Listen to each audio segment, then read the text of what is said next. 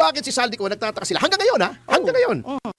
Si Pangulong Marcos pa mismo ang nag-anunsyo na nahuli si Saldico sa Prague. Tumatawid daw papuntang Germany. Diba? Hindi daw kumpleto yung documentation, travel documents. Yun nga, kawawa binalik naman sa siya. mga Czech. Sa mga Czech Republic. Kasi, di ba, Saldico Chinese siya Kaya nasa Czech Republic siya. He is in Czech. In Czech Republic. Wow. Happy Monday lang po. Yan, Happy Monday. Pero wala litrato. Binawi naman Walang sir konfirmasyon, di ba? Di ba, galing? Kasi ang tingin ko dyan, at ito sinasabi rin ng mga ibang mga nasangguni ko, siya ay nahuli hindi katulad ng mga iba na may Interpol, di ba? Na may red notice, kasi dahil may warrant dito, nahuli siya dahil violation ng immigration laws, which is not really criminal sa Europa, but administrative. Ayun. So nandun siya sa immigration, and then may nagsasabi pa na baka hindi binigay yung tunay na istorya kay Pangulong Marcos. Ayun nga. Kasi naman si Pangulong Kawawa Marcos, naman sir, siya. payo ko lang po. Kaya po tayo, mayroong tagapagsalita. Kahit sinong prominente PIO, di ba, sir? may tagapagsalita yan. Mga mayor nga. Ako noon, tagapagsalita ako ni Mayor Lim. Naging tagapagsalita ako ni Governor Arman Sanchez. Ngayon, tagapagsalita ako ng PDP. Yes. May isa pong napakahalagang role ang tagapagsalita na unspoken. Ang tawag po dyan ay plausible deniability. Kaya po may tagapagsalita. Lalo na ang Pangulo. Ang pinakamataas na opisyal sa Pilipinas. Ito po talaga yan, Mr. Presidente. Kaya may tagapagsalita. Kapag mali ang sinabi, ang mapuputukan yung spokesman. Pwedeng ituro ng Presidente, uy, mali yung sinabi niya. Hindi yan ang nais kong sabihin. Tama. Ano kami? Scapegoat. Fall guy. Yeah. Yan ang papel. Di, walang biro. Sa aminin man natin o hindi, ang isa sa mga papel ng spokesperson ay fall guy. Ayun. Kapag maganda ba, pupurihin yung principal, meaning yung pinagsasalitaan. Yung kung kanino ka nagsasalita. Who you are speaking in for. behalf. Hirap Kung kanino yung in behalf. Yes. Tama. Kapag palpak, pwedeng sabihin ng principal mo, hindi, nagkamali yung spokesman ko. Hindi yan. Ang ibig ko sabihin ay ito. Yan po. Kaya kung kayo mismo ang nag-a-announce, mahirap po yan. Kayo mapuputukan yan.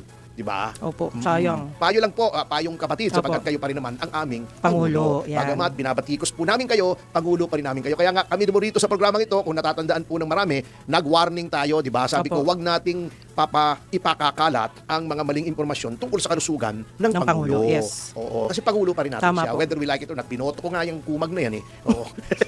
Grabe naman. Hindi, lahat naman tayo halos binoto yan. Kasama Vice. Pares sila, pares. Bawal paghiwalay. Mas marami lang nga kay Vice. Ayun. Kasi sa totoo lang, yung sinasabi ni Gadon, mali na nanalo lang si kung hindi mananalo si Marcos kundi dahil kay Sara. Nakita niyo naman, mas maraming boto. Pagbigyan niyo na, sir. Okay lang yun. Kung ikukumpara, ay mas maliit ang buto ni Presidente. Hindi ka naman Bisaya, Batanggenyo ka Boto nga! Buto din! Aling buto! Hala, ay siya. Diba? Parang kurta. Ay, ayusin ba madadali tayo. Kingkoy talaga. Kingkoy ay buto. Ay siya. Ay anyway, ito ang aking take dyan. Di ba sabi ng palasyo, masaya daw si Pangulong Marcos at nahuli si Saldico. Para sa akin, kung ako si Pangulong Marcos, alam mo kung ako si Pangulong Marcos, bilyonaryo ko. Hindi, di ba ang salin niya bilyon na nga. Wala akong sinasabi talagang mayaman na sa maleta na daan-daang bilyon. Pero yung salin pa lamang niya, bilyon na di ba? Kaya sabi ko, kung ako si Pangulong Marcos, bilyonaryo ako. Hindi ako, kaya kamote ako. Anyway, kung ako sa kanya, hindi ako magiging masyadong masaya. Kasi unang-una, di ba, ang laging ini-issue kay Saldico ay, nga, sinasabi mo, nagdala ka ng bilyon-bilyon kay Martin, bilyon-bilyon kay Marcos, maleta. Di ba? Pagkatapos, sasabihin mo sila ang talagang may pakana niyan, sila ang nakinabang, walang natira sa'yo, pero di ba, laging sinasabi ni Ping. Eto, nagtataka nga ako kay Ping Lacson Sabi niya noon, paano nating tatawagin si Saldico para mag-testify sa Blue Ribbon? Nasa ibang bansa siya. Hindi ba niya natatandaan na yung hearing tungkol kay Pastor, hindi kay Pastor. Kay Pastor Kibuloy din. Kay Pastor Kibuloy at saka doon sa kina Alice Guo, may mga nag-testify sa Senado na via Zoom nasa ibang bansa. Nasa Thailand, yung isa na Chinese. Pinapayagan Ang problema, pagka sila ayaw nilang payagan pagka nakakasama sa kanilang narrative. Katulad noon, gusto mag-testify ni Teves, nasa Timor-Leste siya, ayaw naman nilang pa-testify, pero yung ibang testigo laban kay Alice Guo ay pinag-testify ni Riz Ontiveros. Ganyan ka-double standard si Riz Ontiveros. Pangalawa, di ba, yan pag binalik dito si Saldico, wala nang reason. Nasasabihin hindi, nasa ibang bansa, hindi naman sworn statement, hindi naman sinumpaan yung salaysay ni Saldico. Pag bumalik yan dito, pwede mo naman pasumpain. Opo. O, di ba, sa Blue Ribbon. O, so, tingnan natin kung patatawag ni Ping Lacson. Ngayon, kasamang Ping, iyan pa, yung pagkahuli kay Saldico, ang isa pang dahilan kung bakit hindi dapat lagdaan pa yung iyong preliminary report. Sapagkat, unang-una sa akin, wala namang kwenta yung preliminary report eh. Kasi, kaya ayaw lagdaan nga nung iba, sinasabi ko naman, di ba? Hindi naman pwedeng pilitin yung mga tao kung hindi sila nag-a-agree doon sa report mo na para sa iba ay nag-cover up ka. May mga taong ayaw ang tawagin, di ba? Yung 18 Marines. Si Gutesa, ayaw mong pahanap, di ba? O, nag-judge ka na agad ng credibility. Okay. Ngayon, yung preliminary report mo, wala nang saysayan. Bakit? Kasi baka mag-iba ang conclusion ng Blue Ribbon kapag nandito na si Saldico. Sabagat siya yung nakakaalam na lahat, di ba? Nakahuna ang administrasyon. Nung nawala si Saldico, sinabi nila, si Saldico mastermind yan. Si Saldico ang nakakaalam ng lahat. Di ba? Sabi nila. Opo. Dahil wala rito. Nagsalita si Saldico. Nung nagsalita si Saldico, wala na daw kredibilidad. Nung hindi nagsasalita, sinasabi niya, mastermind si Saldico, siya nakakaalam ng lahat yan, diskarte niya yan. Nung lumabas, sinabi ko, nagbigay ako ng pera kay Marcos, nagbigay ako ng pera kay Martin. Biglang hindi credible. Bago sasabihin, biglang chuchuwari-wari-wap si Ping, sasabihin niya, hindi naman under oath yan walang saysayan. Ngayon, kung bumalik, pa-under oath natin. Alam nga namang hindi mo tawagin yan, yan ang tinatawag na mastermind ninyo.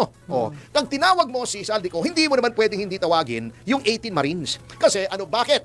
Ano bang sabi ng 18 Marines? Tauhan sila ni Saldico. Ipagharap mo. Kasi sinasabi niyo walang kredibilidad yung Marines. Di tanong nyo, former Congressman Saldico, matao mo ba ito? Face to face na. Sabi nila, inutusan mo daw sila mag-deliver ng maleta sa Malacanang kay ganitong congressman, kay ganitong congressman. Tama ba o mali? Pagharap mo, hindi pwedeng tawagin mo si Saldico, hindi mo tinatawag yung 18 Marines, halatang halata na siya. Kaya ipit na sila ngayon. Siguro, maswerte pa sila na baka, hindi ko naman alam ang tunay na pangyayari, baka si Saldico ay mag-apply ng asylum. Sasabihin siya ay tinutulog siya, inaapi, sinisikil, ginigipit sa Pilipinas dahil may mga akusasyon siya laban sa sitting president na makapangyarihan. So maaring siya ay takutin, biglang mapatay. Di ba may sinasabi siya na kapag bumalik ako sa Pilipinas, maaring patayin ako. Kaya ayaw niyang bumalik. Mga valid grounds yon for asylum.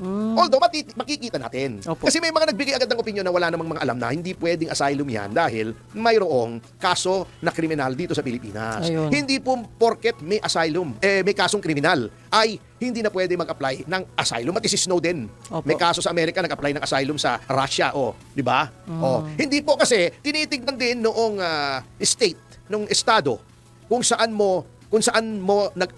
ka nag-apply ng asylum, kung yung kaso mo ay lehitimong kaso ba yan o panggigipit lamang yan. Yun ang titignan niya. Or kung yung kaso niyan, katulad niyan, noong nagsalita si Saldico, saan nagkaroon ng kaso? Kasi disingenuous tong ating pamahalaan Hindi pulido ang mga tirada parang kay Madriaga. Lousy amateur hour di ba? Sabi ni Madriaga, classmate daw niya si Sara Duterte sa law school. Tingnan mo yung mga edad nila. So, kung classmate niya si Sara Duterte, 12 years old si Sara Duterte ay nasa law school. Grabe. Ang galing naman si Sara Duterte. Child genius, Pumasa. Pero po, 12 years old, nasa law school. Nasa law school na. Pinaglalolo ko kasi tayo. Ewan ko ba ako. Anyway, so yun ang mangyayari dyan. At, di ba, sabi noong House Committee on Justice, kaya hindi nila sinabing sufficient in substance yung impeachment complaint para kay Marcos ay haka-haka lang daw, hearsay. Kasi hindi naman daw sworn statement yung kay Saldico. Ayan, pag bumalik yan dito, makakapag-sworn statement na po yan. Paano yan? May problema si Pangulong Marcos pag bumalik yan. So kung sino mang nagsabi na siya ay happy, baka hindi napaliwanag sa kanya kung anong nangyayari. Malungkot yan.